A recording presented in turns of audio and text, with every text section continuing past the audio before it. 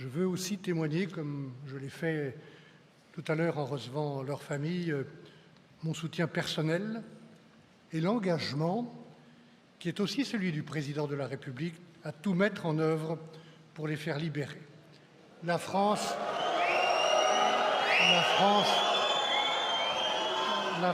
n'abandonne jamais ses enfants.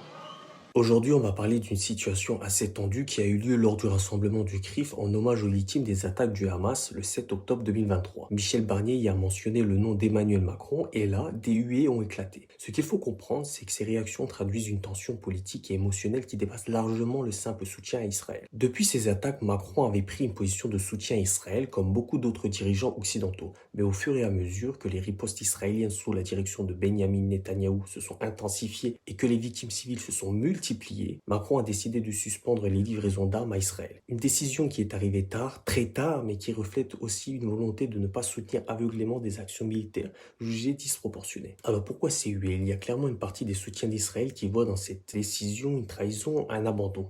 Pour eux, même après ce soutien initial, suspendre les livraisons d'armes, c'est déjà trop. Mais d'un autre côté, pour ceux qui suivent de près la situation, cette décision de Macron peut sembler logique, voire nécessaire. Le conflit a fait des milliers de victimes civiles et la position de la France doit aussi prendre en compte le respect du droit international. Ce qu'il faut bien comprendre ici, c'est qu'on est dans un contexte extrêmement sensible où toute critique de la riposte israélienne est parfois perçue comme une attaque antisioniste et antisémite. Franchement incompréhensible. Certains, même si c'est absurde, iront jusqu'à traiter Macron d'antisémite simplement parce qu'il a osé dire stop à la livraison d'armes.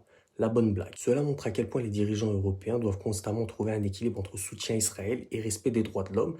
On sait que ça penche plutôt côté Israël. Et c'est là que ça devient encore plus délicat pour Macron. D'un côté, il fait face à des critiques de ceux qui pensent qu'il n'en fait pas assez pour soutenir Israël. Et de l'autre, il doit composer avec ceux qui estiment qu'il est trop indulgent avec un gouvernement israélien accusé de crimes de guerre. On voit souvent ce genre de dynamique dans des conflits. Quand une situation est aussi polarisée, toute prise de position, aussi mesurée soit-elle, est perçue comme insuffisante ou carrément opposée. Pour résumer, Macron tente de trouver un équilibre entre soutien à Israël, défense du droit international et prise en compte des critiques sur la manière dont la riposte est menée. Mais dans ce genre de contexte, chaque décision est scrutée, chaque geste peut provoquer des réactions extrêmes. Pour tout vous dire, la France, qui défend historiquement les droits de l'homme, a perdu son rôle de médiateur dans ce genre de situation.